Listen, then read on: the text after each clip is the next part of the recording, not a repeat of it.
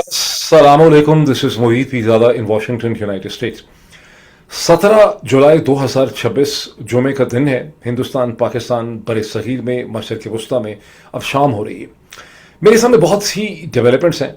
लेकिन बात का आगाज़ पाकिस्तान से करते हैं, बलूचिस्तान से करते हैं। अब से बहुत घंटे पहले, शायद 12 घंटे पहले, अमेरिका में मुकीम सोशल एंड पॉलिटिकल एक्टिविस्ट जनाब वकार खान ने एक वीडियो ट्विटर के ऊपर शेयर की, एक जली हुई बस की, और उन्होंने ये दावा किया कि बलूचिस्तान में मस्तूम के मुकाम पे बीएलए ने पाकिस्तानी फ़ौज के एक कॉन्वॉय के ऊपर हमला किया है। जब कॉन्वॉय में बसों को इस्तेमाल किया जा रहा था पाकिस्तानी फ़ौज के जवानों को एक जगह से दूसरी जगह मुंतकिल करने के लिए, और एक फायर फाइट हुई है जिसके नतीजे में अंदाज़न 45 से ज़्यादा पाकिस्तान की फ़ौज के जवान जो हैं वहाँ पर हलाक हुए हैं, जाँ बहक हो गए। जब वकार खान ने ये ट्वीट किया तो आईएसपीआर ने, जो बहुत बड़ी पालतू फ़ौज पाल रखी, एक ऐसी फ़ौज आईएसपीआर की जो ना तो बीएलए से लड़ सकती है, ना टीटीपी से लड़ सकती है, ना कहीं कुछ और बेहतर काम कर सकती है, ना उनकी कोई दिमागी सलाहियत है। उनका काम यह है कि वो पाकिस्तानियों से लड़ें, सहाफ़ियों से लड़ें, आम लोगों से लड़ें, डिसइन्फॉर्मेशन करें, झूठ फैलाएं, नफ़रत फैलाएं। इस फ़ौज ने, जो आईएसपीआर की फ़ौज थी, उसने वकार खान के ऊपर हमला कर दिया। कहा कि वकार खान झूठे हैं, वकार खान टीटीपी का सेल अमेरिका से रन कर रहे हैं, वकार खान रॉ के एजेंट हैं, हिंदुस्तान के लिए काम कर रहे हैं। ये खबर झूठी है, भला ऐसे कैसे हो सकता है? पाकिस्तान की फ़ौज जो है वो क्यों सिविलियन किस्म की बसों में अपने जवानों को ट्रांसफ़र करने लगे? फ़ौज के पास तो अपने लॉजिस्टिक्स होते हैं, फ़ौज के पास तो अपनी स्पेशल आर्मोड पर्सनल कैरियर्स या आर्मोड किस्म की व्हीकल्स होती हैं ट्रांसफ़र करने के लिए, और ये खबर जो है वो बिल्कुल झूठी है। तहम अब से चंद घंटे पहले, मैं समझता हूँ 2 या 3 घंटे पहले, पाकिस्तान के मुमताज़ सहाफ़ी, पाकिस्तान के famous and prominent television anchor person and vlogger, जो आजकल बरतानिया से अपने व्लॉग्स करते हैं, उन्होंने बहुत तफसील से मस्तूम में होने वाले हमले का जिक्र किया, जिसमें उन्होंने कहा कि बलोच सोर्सेज ये दावा करते हैं, हुकूमत ने इसे अभी कंफर्म नहीं किया, हिंदुस्तान का मीडिया जो है वो इसकी तफसीलात जो है वो शेयर कर रहा है, और वाकई ही वहाँ मस्तूम में हमला हुआ है, फायर फाइट हुई है, और उसमें 45 से ज़्यादा पाकिस्तानी फ़ौज के जवान जो हैं वो जाँ बहक हुए हैं, और बलूचिस्तान की सूरत हाल जो है वो बहुत नाजुक है। सिंस देन मैं देख रहा था कि अरब न्यूज़ जो है, जो बिल्कुल एक ऐसी पब्लिकेशन है जिसमें पाकिस्तान की इस्टेब्लिशमेंट अपनी मर्ज़ी की खबरें छपाती है, वहाँ पर भी एक स्टोरी लगी है कि मस्तूम में बलूचिस्तान के एक इलाके में एक मिलिट्री के कॉन्वॉय के ऊपर हमला हुआ है, लेकिन उसमें 45 जवानों का जिक्र नहीं है। वहाँ पर यह है कि इस हमले में 5 सिविलियन जो हैं वो जाँ बहक हुए हैं, और 11 के करीब पाकिस्तानी फ़ौज के जवान जो हैं वो ज़ख्मी हुए हैं, उन्हें हस्पताल ले जाया गया है, हमला आवर मारे गए हैं, सो ऑन। जो आपको पता है, हमेशा जब भी इस किस्म की खबर लगाई जाती है उसमें बड़ा एम्फेसिस ये होता है कि हमारे ही नुकसान नहीं हुआ, बल्कि हमने हमला आवरों को भी मार डाला। तब मुझे CNN 18, जो हिंदुस्तान का एक टेलीविज़न प्लेटफॉर्म है, टेलीविज़न नेटवर्क है, उसकी न्यूज़ साइट पे इसकी डिटेल्स पढ़ने का मौका मिला। डिटेल्स तो मोर और लेस ऐसी ही हैं कि बलूचिस्तान में ये हमला हुआ है, लेकिन उसमें एक बहुत सा एनालिसिस भी था, एक ऐसा एनालिसिस जो आपको पाकिस्तान के अखबारों में नहीं मिलता। CNN 18 का एनालिस्ट का कहना यह था कि पाकिस्तान की अफवाज, ये तमाम हमले जो गुज़श्ता चंद दिनों से हो रहे हैं, ये पाकिस्तान यके बाद दीगरे, ये जैसे कि आपने देखा कि कॉन्वॉय पे हमला हुआ गवादर के करीब, आपने देखा कि कैसे जो ज़ियारत के करीब पुलिस के साथ क्या हुआ, क्वेटा में जो हमले हुए, तो उन्होंने कहा कि ये जो यके बाद दीगरे बीएलए कहीं और कहीं टीटीपी पाकिस्तान की फ़ौज के ऊपर बलूचिस्तान में हमले कर रही है, इससे पाकिस्तान की फ़ौज की एक स्ट्रेटिजिक या टैक्टिकल वल्नरेबिलिटी और कमज़ोरी वाज़ेह होती है। और उसकी वजह यह है कि बलूचिस्तान का रकबा बहुत ज़्यादा है, बहुत दूर दराज इसके हैं, और इसमें जो प्राइमरी रोड्स हैं जिन्हें कि फ़ौज को इस्तेमाल करना पड़ता है वो बहुत थोड़ी हैं। लोकल कम्युनिटी को पता है वो गैर महफूज हैं, पहाड़ी इलाके आ जाते हैं जहाँ पर दूर तक जो छुपे हुए लोग होते हैं उनको विजिबिलिटी होती है। फ़ौज जो है उसकी नकलो हरकत जो होती है, उसकी जो मूवमेंट होती है, वो कबायली लोगों को पता होती है। चूँकि यहाँ के सियासी हालात इस किस्म के हैं कि बलोच लोग जो हैं अपनी सिंपथीज़ लूज़ कर चुके हैं फ़ौज के साथ, और जो हमला आवर हैं, बलोच हों, बीएलए हो या टीटीपी हो, उससे उनकी हमदर्दी है, जिसकी वजह से पाकिस्तानी फ़ौज की वल्नरेबिलिटी जो है वो इस इलाके में बढ़ती चली जा रही। लेकिन मैंने शुरू में जिक्र किया ना कि पाकिस्तानी आईएसपीआर के जो टटू थे वो ये कह रहे थे कि यहाँ भला बस कैसे इस्तेमाल हो सकती। CNN 18 का एनालिसिस ये था कि एडिशनल प्रॉब्लम ये है कि पाकिस्तान की मिलिट्री को सिविलियन किस्म की जो सॉफ्ट बसें हैं, जो सिविलियन किस्म की ट्रांसपोर्ट होती है, उसमें अपने जवानों को ट्रांसफ़र करना पड़ता है। ये तो शायद वो रखना चाहते हैं, छुपाने की वजह से करना चाहते हैं, उनकी उसमें हिकमत अमली है। यहाँ उनके पास यहाँ पर नेसेसरी लॉजिस्टिक्स हैं ही नहीं। मुझे शक है कि नेसेसरी लॉजिस्टिक्स नहीं है, और CNN 18 का कहना था कि जिस वजह से ये जो سافٹ بسیں ہوتی ہیں یہ سافٹ ٹارگٹ بن جاتے ہیں، اور جب ان کے اوپر حملہ ہوتا ہے تو جو فوجی جوان ہیں وہ بہت تیزی سے اس کا شکار ہوتے ہیں اور اپنا ڈیفنس جو ہے وہ نہیں کر سکتے. تو بڑا لاجیکل قسم کا ان کا انالیسس تھا اس حوالے سے. اب میں نے اس میں یہ بھی دیکھا کہ عرب نیوز کے اندر ہی کلیم امام صاحب جو میرے خیال ہے ریٹائر ہوئے as I G P motor ویز یا آئی جی پی اسلام آباد بھی رہے ہیں، بہت ہی ریسپیکٹڈ آدمی، ڈاکٹر کلیم عباس پی ایچ ڈی کی بھی ہے انہوں نے. ڈاکٹر کلیم عباس کا ایک میں نے آپڈ پیس یا انالیسس میں نے دیکھا عرب نیوز میں، جس میں انہوں نے یہ ذکر کیا کہ کیسے ان کی نوکری کا آغاز 1988 میں یا 87 میں بلوچستان سے ہوا. ان کی پہلی جہاں سے سروس کا آغاز ہوا as assistant superintendent police A S P وہ زیارت تھی. انہوں نے یاد کروایا لوگوں کو کہ زیارت کتنی پرسکون جگہ تھی جہاں پر ایک بہت ہی کوہیسو کمیونٹی ایگزسٹ کرتی تھی. پورے علاقے میں صرف 2 پولیس اسٹیشن تھے، معاملہ کبھی کرائم کا ہوتا ہی نہیں تھا، لوگ ایک دوسرے کی رسپیکٹ کرتے تھے، بہت زیادہ پیار محبت یگانگت سے ایک دوسرے کے ساتھ رہتے تھے. پھر اس کے بعد اس کالم کے اندر انہوں نے بلوچستان کے بتدریج خراب ہوتے ہوئے حالات جو ہیں ان کا ذکر کیا. انہوں نے کسی کو تنقید کا نشانہ نہیں بنایا، بہت سافٹ لینگویج سے انہوں نے لکھا، لیکن انہوں نے کہا کہ کیسے مختلف ادوار میں مختلف سٹیجز میں بلوچستان میں غلط فیصلے ہوئے. اور جو ایک بہت بڑی ٹریجڈی ہے بلوچستان کی وہ یہ ہے کہ جو فیصلے کرتے ہیں ان کے جو کانسیکوینسز بیئر کرنے والے اور لوگ ہوتے ہیں. الزام بعد میں جیسے پولیس آفیسرز پہ یا ڈسٹرکٹ مینجمنٹ کے آفیسرز پہ ڈال دیا جاتا ہے، حالانکہ تمام ڈیسیجن میکنگ کہیں اور سے ہو رہی ہوتی. انہوں نے لکھا نہیں، اصل میں ڈیسیجن میکنگ کوئٹہ کا کور کمانڈر کرتا ہے، آئی ایس آئی کے سیکٹر کمانڈر کرتے ہیں، فوج کے سینئر افسران کرتے ہیں، اور الزام اور اکاؤنٹیبلٹی جو ہے وہ پولیس آفیسرز کی ہو جاتی ہے، ڈپٹی کمشنر کی ہو جاتی ہے، چھوٹے موٹے اور افسروں کی ہو جاتی ہے. یہ کلیم امام کا کہنا تھا. اور انہوں نے اس میں یہ بھی ذکر کیا کہ کیسے جب 2006 میں نواب اکبر بگٹی جو سیاسی طور پہ بہت سا اپنا اثر و رسوخ کھو چکے تھے، ان کا مارے جانا جو تھا وہاں پر ایک ملٹری آپریشن کے اندر وہ ایک بہت بڑا حادثہ تھا، جس کے بعد بلوچستان کی تاریخ ہمیشہ کے لیے بدل گئی. اور وہ تمام ڈفرینٹ قسم کے گروپس جو کسی ایک نقطے پہ اور ایک پوائنٹ پہ اکٹھے ہی نہیں ہو سکتے تھے، وہ نواب اکبر خان بگٹی کے مارے جانے کے بعد، ان کے جاں بحق ہونے کے بعد، جیسے کہ بلوچ لوگوں نے اپنے حساب سے ایک شہادت سمجھا، اس کے بعد سے ایک یونیفائڈ پولیٹیکل فرنٹ جو ہے وہ پاکستان کی سینٹرل گورنمنٹ کے خلاف وہاں پہ کھڑا ہو گیا. بڑا پڑھنے والا پیس ہے، اس کی جھلک میں آپ کو دکھانے کی کوشش کرتا ہوں. اب اس کے تھوڑے سے لارجر کانٹیکس میں آ جائیں، بیکاز پاکستان کے اگر آپ سوشل میڈیا میں دیکھیں گے، یہ مختلف جو پاکستانی جو پرو اسٹیبلشمنٹ وائسز ہیں جو جگہ جگہ لکھ رہی ہیں، ان کا کہنا یہ ہے کہ، اور میں نے بھی اس کا ذکر کیا تھا کہ 2000 میرا خیال ہے 20 یا 21 میں ایک بڑی امپورٹنٹ پریس کانفرنس ہوئی تھی، جوائنٹ پریس کانفرنس، جو اس وقت کے D G I S P R general Babar نے اور اس وقت کے فارن منسٹر جناب شاہ محمود قریشی صاحب نے اکٹھے بیٹھ کے کی تھی، جس میں کہا گیا تھا کہ ہندوستان کی انٹیلیجنس ایجنسی را جو ہے وہ ٹی ٹی پی کو اور براس جو بلوچوں کی ایک ریزسٹنس موومنٹ ہے، یہ بی ایل اے ہے، ان کے درمیان میں ایک اتحاد، ایک یونٹی پیدا کر رہی ہے، ایک جوائنٹ پلیٹ فارم کھڑا کر رہی ہے، اور بی ایل اے جو ہے وہ اس کو مدد مل سکے گی ٹی ٹی پی کی. اب اس وقت آپ صورتحال دیکھ رہے ہیں کہ زیارت کے قریب جو حملہ ہوا وہ ٹی ٹی پی ٹائپ قسم کے لوگوں نے کیا. بہت سے اور حملے جیسے کہ ابھی مستونگ میں ہوا یہ بی ایل اے نے کیا، اور بھی جو حملہ ہوا تھا میرا خیال کانوائے میں جس میں 11 جوان جو ہیں جاں بحق ہوئے تھے میرا خیال گوادر کے قریب چند دن پہلے، وہ بھی اس کی بھی ذمہ داری جو ہے وہ بی ایل اے نے لی تھی. تو آپ کو کلیئرلی بی ایل اے میں اور ٹی ٹی پی کے درمیان میں آپ کو ایک نیکسس جو ہے وہ نظر آتا ہے. ابھی گزشتہ 24 گھنٹے میں بی بی سی کی ایک سٹوری بھی اس حوالے سے اردو میں، بی بی سی اردو کی سٹوری جو ہے، بی بی سی اردو بہت کور کرتا ہے پاکستان کے معاملات کو اور بہت ان کی ایکوریٹ ڈیٹیلز ہوتی ہیں، تو بی بی سی اردو میں ایک سٹوری چھپی اس حوالے سے کہ کیسے زیارت میں جو پولیس کے جوان جن کو اغوا کر کے اٹھا کے لے گئے، یرغمال بنا کے لے گئے ٹی ٹی پی والے پہاڑوں میں، اور وہاں جا کے انہوں نے ان کو قتل کر دیا، ان کی لاشیں بھی بلوچستان کی حکومت کے حالات اتنے برے ہیں کہ وہ ان کی لاشیں بھی حاصل نہ کر سکی. اور انہوں نے پیغام بھجوایا ٹی ٹی پی نے لوگوں کو، علاقے کے عمائدین کو، بڑوں کو، کہ اگر ایلڈرز آئیں یہاں پہ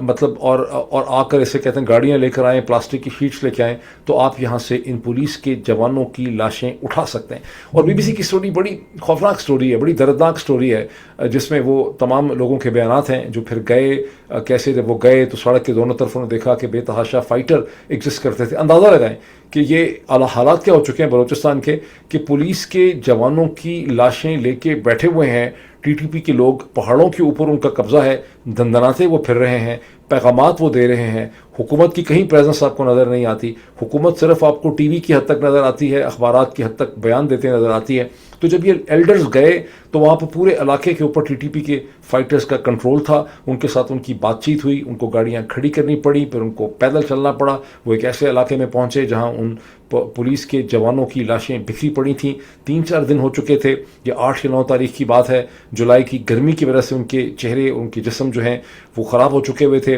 लाशें ख़राब हो रही थीं, पहचाने भी नहीं जाते थे, बड़ी मुश्किल से पहचाना। फिर गाड़ियों में रख के साथ साथ करके उनको वहाँ से निकाला और एक तरफ 10 और एक दफ़ा 11 और 21 जवानों की लाशें जो हैं वहाँ से उन्होंने रिकवर की। अब चूंकि मैंने आपको कहा कि पाकिस्तान की साइड से ये कहा जा रहा है और इसका एक बैकग्राउंड भी है, पाकिस्तानी इस्टेब्लिशमेंट की तरफ से ये इल्ज़ाम लगाया जा रहा है कि जो कुछ भी हो रहा है ये इसके पीछे हिंदुस्तान है, टीटीपी के पीछे भी हिंदुस्तान है और बीएलए के पीछे भी हिंदुस्तान है और वो इन दोनों को इस्तेमाल करें। अब इसमें कोई बहुत मुश्किल नहीं है इसको समझने के लिए और इसको कोई बहुत ज़्यादा डिनाइबल, इसको ये नहीं, बड़ा प्लॉजिबल है कि ऐसा ही हो रहा होगा, इसको कोई डिनाई करने की बहुत ज़्यादा गुंजाइश नहीं है। ना ही हिंदुस्तान को बहुत ज़्यादा दिलचस्पी इसमें रखता है कि इसको वो डिनाई करें, वो ना इसको यस करेंगे ना उसको नो करेंगे। एक अंडरस्टैंडेबल है कि वो इसमें मुलव्वस हो सकते हैं, जिस तरह से वो समझते हैं और हम भी समझते हैं कि हम भी कश्मीर में मुलव्वस रहे हैं। तो एक टिट फॉर टैट किस्म की रीजनल वॉर और कॉन्फ्लिक्ट जो है वो यहाँ पर इस वक्त हो रही है। और हिंदुस्तान के बहुत से जो मुबस्सिरीन हैं और हिंदुस्तान के बहुत से जो मीडिया के लोग हैं वो खुल्लम खुल्ला बरमला ये कहते हैं कि उनकी अंडरस्टैंडिंग ये है कि 2025 में जब पहलगाम में दहशतगर्दी का एक वाक़या हुआ जहाँ पर 25 या 26 जो हिंदू टूरिस्ट थे जो हिंदुस्तान के मुख्तलिफ इलाकों से आए हुए थे, उनकी शलवारें, उनकी धोतियाँ उतार के उनको नरेंद्र मोदी को उनकी बीवी बच्चों के सामने, बेटियों के सामने, बीवियों के सामने उनको सर में गोलियाँ मारी गई, उनको आइडेंटिफाई करके कि हिंदू हैं और इसमें एक कश्मीरी जो था जो उनका टूरिस्ट गाइड था उसको भी मार डाला गया और कहा गया कि जाओ नरेंद्र मोदी को जाके बता दो। तो हिंदुस्तानी एनालिस्ट जो हैं उनका ये ख्याल है कि ये जवाब दिया था पाकिस्तान की इंटेलिजेंस ने, उनका ख्याल है और ये बड़ा डॉक्यूमेंटेड है कि उनका ये ख्याल है कि ये पाकिस्तानी इंटेलिजेंस ने एक जवाब दिया था जाफर एक्सप्रेस पे जो हमला हुआ। बिकॉज पाकिस्तानी ये समझते हैं कि जाफर एक्सप्रेस पे बीएलए ने जो हमला किया और वहाँ पे जो कत्ले आम हुआ उसके पीछे हिंदुस्तान की इंटेलिजेंस थी। मैं ये समझा इसलिए रहा हूँ, ये पिक्चर आपके सामने रख रहा हूँ कि यहाँ पर आपको क्लियरली एक रीजनल कॉन्फ्लिक्ट की जो खद्दो खाल है उसकी अंडरपिनिंग आपके सामने आती है। बहुत साल पहले 2013-14 में ये जब अभी अजीत डोवाल साहब हुकूमत का हिस्सा नहीं थे, जब वो एक एकेडमिक थे, तो एक यूनिवर्सिटी में बात करते हुए उन्होंने कहा था कि पाकिस्तान का हिसाब किताब करना बड़ा आसान है, हमें सिर्फ मुख्तलिफ़ किस्म के जो इंसर्जेंट ग्रुप्स हैं हमें उन्हें पैसा, सरमाया और ट्रेनिंग देने की ज़रूरत है, बाकी काम वो खुद कर लेंगे। जिस तरह से पाकिस्तान ने पहले हमारे खिलाफ काम किया है जिसको हिंदुस्तानी कहते हैं कि अ वॉर विद 1000 कट्स, तो हम भी उनके साथ यही खेल खेल सकते हैं। अब अगर ये वाकई ही ये हकीकत है, अगर जो कुछ मैं कह रहा हूँ ये कोई अफसाना नहीं है, और मेरा ख्याल है कि अक्सर लोग समझ सकते हैं कि ये अफसाना नाम की कोई चीज़ नहीं है, मैंने बिल्कुल एक सिंपल सा रीजनल एनालिसिस आपके सामने पेश किया है, तो फिर ये चीज़ लोगों को मारने से ख़त्म होने वाली नहीं है। फिर अगर किसी का ख्याल है, जैसे कि ISPR की स्टेटमेंट्स हम देखते हैं या हुकूमत की स्टेटमेंट देखते हैं कि जी हमने इतने BLA वाले ठोक दिए, इतने जो थे TTP वाले हमने जहन्नम वारस कर दिए, वो खुदा अल्लाह के हमने उनको जहन्नम में फेंक दिया, इधर फेंक दिया, उधर फेंक दिया, तो इससे तो कोई फ़र्क नहीं पड़ने वाला। अगर यहाँ पर एक बहुत बड़ा ऑर्गेनाइज स्ट्रेटेजिक माइंडसेट उन्हें गाइड कर रहा है कि कहाँ हमला करना है, उनको इंटेलिजेंस मिल रही है। इनफैक्ट ये मस्तूम का जो हमला है, जो इससे पहले BLA ने कॉन्वॉय पे हमला किया, जो ज़ियारत का हमला है, ये भी शो करता है कि ये तमाम जो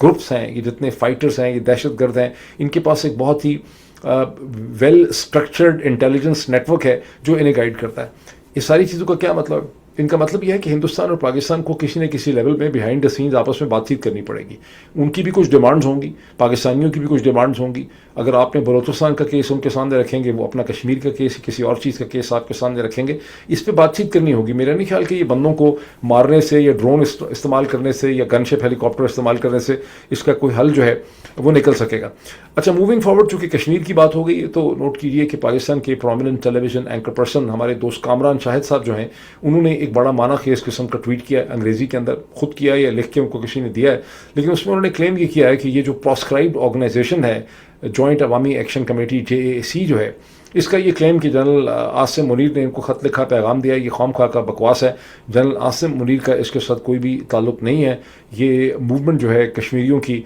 ये एग्जॉस्ट हो चुकी है, थक गए हैं, 7 दफ़ा पहले भी अपने प्लान्स को पोस्टपोन कर चुके हैं, और ये इसमें मुफ्त में जनरल आसिम मुनीर साहब को इस पूरी सिचुएशन में आर्मी चीफ को इन्वॉल्व कर रहे हैं, और आर्मी चीफ की इसके साथ किसी किस्म की कोई इन्वॉल्वमेंट के लेना देना नहीं है। आपको याद होगा कि आज़ाद कश्मीर के मेरे ख्याल चीफ सेक्रेटरी ने भी 1-1.5 दिन पहले इसी किस्म की पुलिस के स्पोक्समैन के साथ बैठ के उन्होंने एक प्रेस कॉन्फ्रेंस की थी, जिसमें उन्होंने कहा था कि जॉइंट अवामी एक्शन कमेटी वाले जो हैं, ये कौम का आर्मी चीफ को फ़ौज में इसमें इन्वॉल्व कर रहे हैं, और फ़ौज का ऐसे कोई ताल्लुक नहीं। अब जॉइंट अवामी एक्शन कमेटी वाले शायद पूरा सच भी ना बोल रहे हों, पूरा झूठ भी ना बोल रहे हो। जब मोहम्मद नसीर कश्मीरी साहब ने एक दिन पहले ये ऐलान किया था कि उनको जनरल आसिम मुनीर साहब का ख़त मिला, हमने भी उनको 2-2.5 दिन पहले ख़त लिखा था। फिर ओवरसीज़ पाकिस्तानी फाउंडेशन के जो रज़ा साहब हैं वो उनका पैगाम लेके आए, बल्कि मुझे जहाँ तक याद पड़ता है कि उमर नसीर कश्मीरी साहब का तो कहना था कि जनरल आसिम मुनीर ने उनको ख़त लिखा। तो मैंने आपको याद है कि पिछला जो मेरा वीलॉग था, अगर आप में से जो लोग ने वीलॉग देखा है, तो मैंने आपको कहा था कि मुझे ये सारी की सारी कहानी कोई हज़म नहीं हो रही है। अगर पाकिस्तान की आर्मी ने उनको कोई बात उनकी माननी है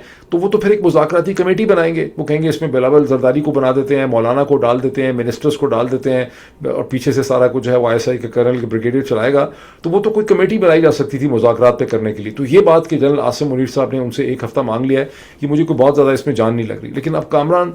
शाहिद साहब के ट्वीट के बाद ऐसा लगता है कि जो कुछ भी था भी अगर कोई थोड़ा सा, तो उससे भी पाकिस्तान की इस्टेब्लिशमेंट जो है वो मुकर गई है। और कामरान शाहिद साहब और इस तरह के और बहुत से जो लोग हैं, सहाफ़ी हैं, उनको इस्तेमाल किया जा रहा है इस्टेब्लिशमेंट का पॉइंट ऑफ व्यू देने के लिए। अब आई डोंट नो ये कश्मीरी जो है इनका क्या होगा और ये चीज़ कैसे आगे चलेगी, लेकिन सिचुएशन इनकी थोड़ी सी मुझे टेढ़ी ही लगती है। तो जनरल आसिम मुनीर साहब कहाँ होंगे वैसे? जनरल आसिम मुनीर साहब इस वक्त खासे परेशान भी होंगे और जनरल आसिम मुनीर इस वक्त बहुत मसरूफ़ भी होंगे। उसकी वजह यह है कि जो मशरक़ वस्ती की सूरत हाल डेवलप कर रही है उस पर ढकाढक करके जो एनालिसिस छप रहा है वो ये है कि पाकिस्तान को कोई पोजीशन लेनी पड़ जाएगी between the Houthis of the Yemen, जिनके पीछे ईरान खड़ा है, एंड बिटवीन सऊदी अरेबिया, जिसके साथ पाकिस्तान ने बदकिस्मती से डिफेंसिव जो है अरेंजमेंट की हुई है कि पाकिस्तान सऊदी अरब का डिफेंस करने आएगा। जब हिंदुस्तान पाकिस्तान, अच्छा जो भी दुनिया कभी भी इंसान की तारीख में अगर कोई 2 ममालिक के दरमियान में म्यूचुअल डिफेंस पैक्ट हुआ भी है, कभी भी हुआ है, जब से भी जो है इसे कहते हैं डिफेंस पैक्ट का तस्वर आया होगा, कबाइल के ज़माने से, रोमन एम्पायर के ज़माने से, पर्शियन एम्पायर के ज़माने से, उससे भी पहले, तो वो डिफेंस पैक्ट हमेशा कबीलों का यही होता था। औस और खुजरज का आप सुनते थे, यहूदी कबाइल का आप सुनते थे, तो वो होता था कि हम दोनों एक दूसरे की मदद करेंगे। ये पाकिस्तान ने इंसान की तारीख का एक अनोखा डिफेंस पैक्ट किया हुआ है सऊदी अरब के साथ। अगर पाकिस्तान की तैस पटैस हिंदुस्तान के साथ हो जाए तो क्या सऊदी अरब पाकिस्तान की मदद करने को आएगा? Absolutely not. वो आएगा ही नहीं, बल्कि वो हिंदुस्तान के साथ कोई उसके पाछे इतने अच्छे ताल्लुकात। तो पाकिस्तान जो है वो किस मुंह से अगर सऊदी अरब के बाद ये कह रहे हैं कि जी हम सऊदी अरब की मदद करने के लिए जाएंगे, बेचारे पाकिस्तानियों को बेवकूफ़ बनाया हुआ है कि हम मुकद्दस मकामात का दफा करने के लिए जाएंगे। अनफॉर्चुनेटली पाकिस्तान के जो क्रैक ट्रूप्स हैं वो सारे के सारे वहाँ पड़े हुए हैं जहाँ पर सामने यमनीज़ हैं और हूतीज़ हैं। तो इस वक्त ज़ाहिर है कि जनरल आसिम मुनीर को बहुत बड़ी टेंशन है कि अगर यहाँ पर एक कॉन्फ्रंटेशन डेवलप कर जाती है, बिकॉज हूतीज़ जो हैं वो ये इल्ज़ाम लगा रहे हैं, और इल्ज़ाम क्या लगा रहे हैं हकीकत है। मैंने पिछले 1-2 वीलॉग से पहले मैंने आपको बताया था कि कैसे 2 दिन पहले सऊदी एयरफोर्स ने सपोर्ट करते हुए वो ये कहते हैं कि हम अदन की गवर्नमेंट के बिहाफ पे, लेकिन बेसिकली अदन की जो गवर्नमेंट है यमन की, 2 गवर्नमेंट्स हैं, 2 सेंटर ऑफ पावर हैं। एक सना है जो हूतीज़ के कंट्रोल में है, दूसरा पुराना ब्रिटिश एरा ज़माने का शहर है अदन। खैर ब्रिटिश से बहुत पुराना है, लेकिन ब्रिटिश के ज़माने में अदन की बड़ी इंपॉर्टेंस हुआ करती थी। तो जो अदन की हुकूमत है उसने ये कहा है कि हमने हमला किया है सना के एयरपोर्ट के ऊपर। अब अदन की हुकूमत जो है उसके पास ना तो कोई फ़ज़ाइया है ना कैपेबिलिटी है, और वो हुकूमत अदन में बैठी भी नहीं, वो बैठी भी सऊदी अरब के अंदर है। तो ज़ाहिर है कि सऊदी अरब ने हमला किया हूतीज़ के एयरपोर्ट पे सना में, और उसका कॉज ये था कि वहाँ पर जो ईरानी जहाज़ लैंड कर रहे थे उनका रास्ता रोकना जो है वो मकसूद था। उसके बाद से हूतीज़ के जो लीडर हैं अब्दुल मालिक Hadi Houthi, if I am not, मैं गलत नाम उनका ना बोल रहा हूँ, मुझे ज़बानी इसी तरह से याद है। तो वो जो हूती साहब हैं उन्होंने तकरीर की 2 घंटे की, उसमें उन्होंने कहा कि अगर सऊदी अरब ने दोबारा हमारे ऊपर इस किस्म के हमले किए तो हम सऊदी पोर्ट्स पे, एयरपोर्ट्स पे हमले करें। लेकिन ये तो सिर्फ कहने की बात है। असल में ख़तरा ये है कि हूतीज़ जो हैं उनको ईरान की तरफ से हुक्म या इंस्ट्रक्शन मिल चुकी हैं, और रॉयटर्स का और मगरबी ज़राए अबलाग का ये क्लेम है कि IRGC के ऑफिसर्स जो हैं वो बैठे हुए हैं इस वक्त सना के अंदर, और अगर ईरान के पावर प्लांट्स के ऊपर हमला हुआ तो बाबुल मंदब जो है उसे कह दिया गया है कि हूतीज़ उसे बंद कर दें। वो बंद करना बड़ा आसान है कि आपने कमर्शियल शिपिंग के ऊपर हमला करना है जहाँ से मसलसल सऊदी जो है अपना तेल निकाल रहे हैं। ये वो कॉन्फ्रंटेशन की अजीब व गरीब किस्म की सूरत हाल है जिसमें पाकिस्तान को एक पोजीशन लेनी पड़ेगी। अल्लाह करे कि ये सूरत हाल इस हद तक ना जाए, बिकॉज ये एक बड़ी कॉम्प्लेक्स किस्म की सिचुएशन है, और इस मौके पे जनरल आसिम मुनीर आज़ाद कश्मीर का नहीं, इस पूरी सिचुएशन के बारे में सोच रहे होंगे। अब थोड़ा सा ये देखें कि 6ठे दिन भी खौफनाक हमले जारी रखे अमेरिका ने। पूरा दिन जो ख़त्म हुआ है थर्सडे का, अमेरिका के हमले रुके नहीं ईरान की डिफरेंट जगहों में, जिसमें ईरान के साउथ वेस्ट के अलावा उनके नॉर्थ ईस्ट में भी हमले किए गए। और अब तक मेरे ख्याल ईरानी मीडिया ने कंफर्म किया है कि 6 कम अज़ कम जो ब्रिजेज़ हैं 2 تو نارتھ ایسٹ میں کہیں ہیں، لیکن 6 بریجز، پورٹس، ریلوے اسٹیشن جو ہیں ان کے اوپر امریکن فورسز حملہ کر چکی ہیں. اور اگر آپ پریس ٹیلی ویژن کی سائٹ دیکھیں گے تو اس میں ایرانی میڈیا بہت زیادہ ڈیٹیل شیئر کر رہا ہے، لاس آف لائف کا، زخمی ہونے والوں کا، امریکہ کے حملوں کا، اس کی تمام ڈیٹیلز وہاں پہ آپ اس کو دیکھ سکتے ہیں. لیکن جو نئی چیز ہوئی ہے میرے پچھلے ویلاگ اور اب کے درمیان میں، وہ یہ ہے کہ امریکہ کے چھٹے ویو آف جو اسٹرائکس ہوئی ہیں اس کے بعد ایران نے بہت بڑے جوابی حملے کیے ہیں. خوفناک حد تک ان کو بتایا جاتا ہے، کیونکہ اس کو میڈیا نے بتایا کہ کویت میں وہ حملے ہوئے ہیں امریکن بیسس پہ، بحرین میں ہوئے ہیں کسی جگہ پہ جہاں پر امریکنز کی کوئی ریزروز ایگزسٹ کرتے تھے ایمیونیشن کے، وہاں پہ حملے ہوئے ہیں، جارڈن پہ حملے ہوئے ہیں. اور اس دفعہ جو نئی چیز ہوئی ہے کہ ایرانیوں نے کسی امریکن بیس کے اوپر سیریا میں، ملک شام میں بھی حملہ کیا ہے، اور ایرانیوں کو یہ کہنا ہے کہ وہاں پر امریکیوں کا لاس آف لائف بھی ہوا ہے. امریکنز کی سائڈ سے اس کے اوپر کوئی کامنٹ جو ہے وہ ایگزسٹ نہیں کرتا. اسرائیل کے جو ذرائع ہیں وہ یہ دعویٰ کر رہے ہیں کہ 1 لاکھ لوگوں نے ایک دن میں ایران کے اندر ایک پٹیشن سائن کی ہے، ایران کی پائیدری گروپ جو ہے، جو بھی اس کا ہے، اس کو یہ کہنے کے لیے کہ ملاؤں کو اگر لڑنے کا شوق ہے امریکہ سے تو خود جا کے لڑیں، ہمیں نہ مروائیں، ہمارے بہت برے حالات ہیں امریکن بامبنگ کے نتیجے میں. یہ ایران کی میڈیا میں ظاہر ہے یہ خبر کہیں نہیں ہے، نہ ہی کسی ویسٹرن میڈیا میں یہ خبر پائی جاتی ہے، یہ اسرائیلی سورسز سے ہی ہے. البتہ یو ایس اینالسٹ کو جو میں دیکھ رہا ہوں انہیں بہت زیادہ شک ہے کہ ڈونلڈ ٹرمپ جو کچھ بھی کر رہے ہیں یہ اپنی اڈ اور ایگو کی سیٹسفیکشن کر رہے ہیں، اس کی کوئی ملٹری لاجک زیادہ نہیں بنتی. ان کا کہنا یہ ہے کہ اگر اس چیز کو مان بھی لیں کہ گولز جو ہیں وہ یہ ہیں کہ آپ نے گراؤنڈ انویژن کرنا ہے، آپ نے اسپیشل فورسز کو یوز کرنا ہے، ایران کی کوسٹ لائن کو سیکیور کرنا ہے، اسٹیٹ آف ہارمز کو آپ نے سیکیور کر لینا ہے، تو یہ ایک بڑا بچگانہ قسم کا دیوانے کا خواب ہے. کیونکہ اگر آپ اس کو سیکیور کر بھی لیں گے تو کتنی دیر آپ وہاں پہ بیٹھ سکیں گے؟ مطلب کوشچن از دس کہ یہ امریکہ کا ایریا نہیں ہے بیٹھنے کا. وہاں بیٹھیں گے تو اس کے پیچھے جو ملک لگا ہوا ہے اتنا بڑا ایران کا، وہ کیا اس کو ایکسیپٹ کر لے گا، یا وہاں پر ایک ان اینڈنگ قسم کی جنگ شروع ہو جائے گی، ایسی کانفرنٹیشن شروع ہو جائے گی جس کا کوئی اینڈ نہیں ہے. تو ان کو سمجھ یہ آ رہی ہے کہ یہ امریکہ کے صدر ڈونلڈ ٹرمپ کی عجیب و غریب قسم کی جو ذہنی کیفیت ہے اس کے نتیجے میں یہ صورتحال ڈیولپ ہو رہی ہے. امریکہ کے اندر کیا پالیٹکس ہے، کیسے امریکہ کے سیکرٹری اسٹیٹ مارکو روبیو نے پلے کیا ہے امریکہ کے vice president J D Vance کے خلاف. جے ڈی وینس ایک سے زیادہ پروگرام میں اپیئر ہوئے ہیں جہاں انہوں نے کہا کہ میں ایران کے ساتھ جو نیگوسیشن کر رہا تھا اس کو ناکام بنانے کے لیے اسرائیلی انٹرسٹ نے بہت زیادہ نیگیٹو رول جو پلے کیا ہے. لیکن میں نے ایک ڈسکشن کی تھی جو پیٹرین کی میرے پیج کے اوپر بھی ہے، وہ میرے انگلش کے چینل آئیکانو کلاس بھی میں نے اسے ریلیز کر دی ہے، جسٹ فارن پالیسی کے ڈائریکٹر، ایگزیکٹو ڈائریکٹر جناب ایرک سپرلنگ کے ساتھ. ایرک سپرلنگ کا یہ ہے کہ انالیسس بہت زبردست ہے، بہت کم لوگوں نے اس کو دیکھا ہے، اور اس کی وجہ یہ ہے کہ ایرک سپرلنگ کا چہرہ اور ان کا نام پاکستانی ویورز کے ساتھ بالکل بھی فیملیئر نہیں ہے. لیکن آپ میں سے جن لوگوں نے وہ ڈسکشن دیکھی ہے، جس نے وہ ڈسکشن دیکھی ہے، بے انتہا لوگوں نے اسے پسند کیا ہے. میں آپ کو ریکویسٹ کروں گا کہ in the interest of an informed discourse اس کو سمجھنے کے لیے یا پیٹرین کے پیج پہ اسے دیکھیں یا آئیکانو کلاس پہ اس کو آپ دیکھیں، اور آپ جب اس کو دیکھیں گے تو آپ کو احساس ہوگا کہ اس میں کتنی سالڈ گولڈ اسٹینڈرڈ انفارمیشن ہے اس انٹرنل پالیٹکس کی، اور اس میں پاکستان کا بھی بہت سا ذکر ہے. اب یہ ساری کھچڑی پکانے کے بعد دنیا میں جو تباہی اس وقت ہو رہی ہے، 5 مہینے ہو گئے ہیں اس کو، جو 4 ہفتے کی جنگ تھی وہ 5ویں مہینے میں یعنی 20 ہفتے سے آگے جا چکی ہے. تو اس جنگ کا جو موجد ہے، جس کو بیوقوف بنایا ہے زائنسٹ نے، امریکہ کے صدر ڈونلڈ ٹرمپ، وہ کہاں پائے گئے؟ وہ پچھلے 12-14 گھنٹوں میں بڑے مصروف تھے اپنی وہ سپیچ پریپیئر کرنے کے لیے جو انہوں نے لائیو امریکن نیٹ ورکس پہ کرنی تھی. بدقسمتی یہ ہے کہ اکثر امریکن نیٹ ورکس نے، CNN، ABC، ایک دو اور نیٹ ورکس نے اسے لائیو نشر کرنے سے انکار کر دیا. لائیو انہوں نے نشر ویسے کر لی، انہوں نے لائیو تقریر آدھے گھنٹے کی، اس لائیو تقریر میں، اور کیوں نیٹ ورکس نے اسے انکار کیا؟ بیکاز پہلے پتہ چل گیا تھا کہ وہ اس تقریر میں ایک بار پھر یہ الزام دہرائیں گے کہ 2020 میں نے جو الیکشن ہارا تھا، میں اصل میں ہارا نہیں، میں الیکشن جیتا تھا، لیکن میرے خلاف سازش ہوئی. امریکہ کے جو الیکشن کا پورا سیٹ اپ ہے یہ کرپٹ ہے، یہاں لوگ جعلی ووٹ ڈالتے ہیں، جو فارنرز ہیں، جو سٹیزنز نہیں ہیں، وہ آ کے ووٹ ڈالتے ہیں، ڈیموکریٹ جعلی ووٹ ڈال دیتے ہیں. اس لیے یہاں پر ایک بڑا اسٹرانگ ووٹر آئیڈینٹیفیکیشن سسٹم ہونا چاہیے، جس طرح سے پاکستان میں شناختی کارڈ ہوتا ہے. وہ پاکستان میں شناختی کارڈ ہوتا بھی ہے، ذرا غور کریں تو وہاں پہ کتنے گھٹیا کمینے ذلیل قسم کے الیکشن ہوتے ہیں. امریکہ میں شناختی کارڈ نہیں بھی ہوتا تو امریکہ کی 200+ سالوں کی تاریخ میں کبھی اس قسم کا منحوس الیکشن نہیں ہوا جس قسم کا 8 فروری 2024 کو پاکستان میں ہوا ہے. تو مسئلہ شناختی کارڈ کا نہیں ہے، مسئلہ یہ کہ ڈونلڈ ٹرمپ الیکشن ہار گئے تھے 2020 میں، اور اب وہ ایک نیا ایکٹ لانا چاہتے ہیں، سیو امریکہ ایکٹ، جو سینٹ میں پھنسا ہوا ہے کیونکہ ڈیموکریٹس جو ہیں وہ اسے پاس وہاں پہ نہیں ہونے دے رہے. اس کی راہ ہموار کرنے کے لیے انہوں نے اپنی یہ پریس جو ہے لائیو انہوں نے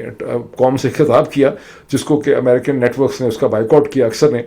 لیکن یہاں پہ انہوں نے ایک مزید پرابلم یہ کھڑا کر دیا کہ انہوں نے یہ الزام لگایا کہ 2020 میں چائنیز انٹیلیجنس نے میرے خلاف سازش کی تھی. میں الیکشن اس لیے ہارا, میں تو الیکشن جیت رہا تھا, لیکن چینیوں نے مینیج کیا سارا الیکشن, ان کی انٹیلیجنس نے جو ہے اس میں انٹرفیئر کی. اب یہ ایک ایسا الزام تھا جس میں چینی نیچے بیٹھنے والے نہیں تھے. جیسے ہی ڈونلڈ ٹرمپ نے یہ الزام, پہلے ہی پتہ چل گیا تھا چینیوں کو, 1 گھنٹے کے اندر اندر چائنیز فارن آفس نے بڑی سخت سے اسٹیٹمنٹ ایشو کی. انہوں نے کہا کہ ڈونلڈ ٹرمپ جھوٹ بھی بول رہے ہیں, irresponsible بات کر رہے ہیں, جب منہ کھولتے ہیں فضول بات کرتے ہیں, اور اس کی کوئی بیسس نہیں ہے, اور ہماری پالیسی بڑی کلیئر ہے, اس کی کبھی کوئی ایویڈنس نہیں ہے, ہم دوسرے ممالک کے اندر انٹرفیئر نہیں کرتے. اور یہ صحیح بات ہے, چینی جو ہیں وہ دوسرے ممالک کے اندر انٹرفیئر نہیں کرتے, یہ ان کی اسٹرینتھ بھی ہے, یہ ان کی کمزوری بھی ہے. اور انہوں نے کہا کہ بجائے اس کے کہ امریکہ کا صدر جو ہیں وہ US چائنا ریلیشن شپ کو بہتر بنانے میں کام کریں, یہ فضول قسم کی باتیں جو ہیں وہ کر رہے ہیں.